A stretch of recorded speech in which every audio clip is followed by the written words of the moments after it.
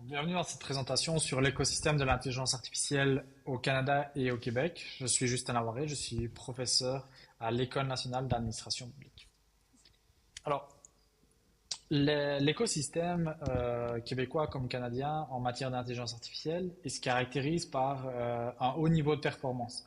Une étude a montré en 2021 que si le Québec était un État, il se classerait au septième rang des pays les plus performants en matière d'intelligence artificielle. Le Canada, pour sa part, occupe la quatrième place. Cette performance, elle repose sur deux piliers fondamentaux. Le premier, c'est un fort potentiel de recherche, une forte présence de chercheurs en matière d'intelligence artificielle au Canada et au Québec, et également une proactivité des décideurs politiques en la matière. Au fur et à mesure des années, on va dire principalement depuis 2015, on a eu le développement et l'intégration progressive d'un fort écosystème qui rassemble des entreprises, des universités et également des organisations publiques.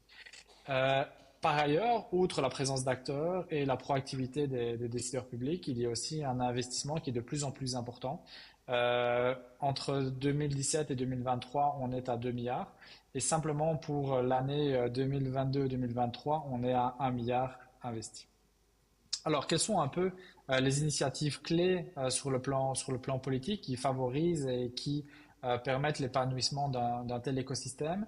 La première, c'est la stratégie pan-canadienne en matière d'intelligence artificielle, donc qui a été élaborée et lancée en 2017.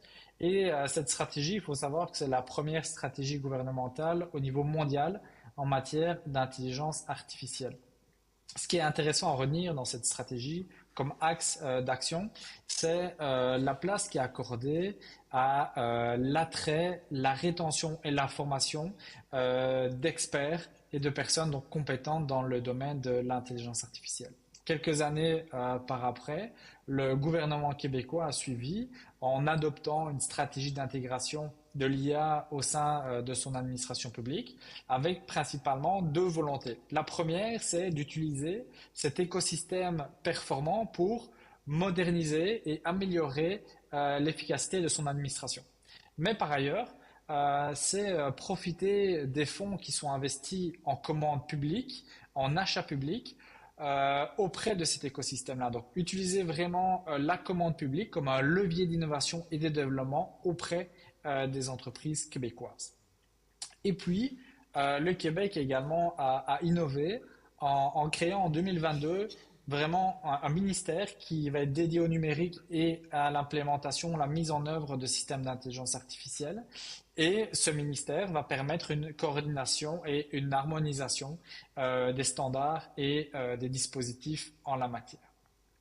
Alors, pour terminer, je dirais qu'il y a trois leçons principales à retenir lorsque l'on parle de l'intelligence artificielle et de l'écosystème au Québec comme au Canada.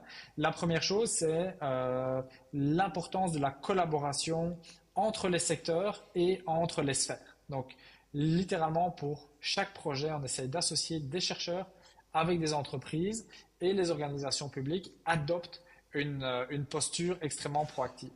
La deuxième chose, c'est dans le développement de la réglementation. Il y a sans doute là une influence européenne qui est palpable, mais c'est de développer une perspective et une approche éthique avec des stratégies de modération, de mitigation des risques qui découlent de biais ou de données de faible qualité en matière d'intelligence artificielle. Donc ces questions-là sont fondamentales et sont au cœur de l'approche tant canadienne que québécoise.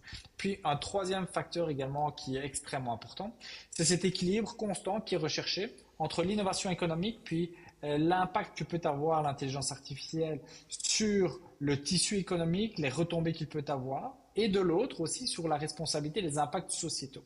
Donc c'est cette approche équilibrée entre innovation et responsabilité sociétale qui est mise en évidence. Donc voilà les trois leçons que l'on pourrait retenir et sur lesquelles se développe année après année et de façon de plus en plus importante l'écosystème québécois et canadien en matière d'intelligence artificielle.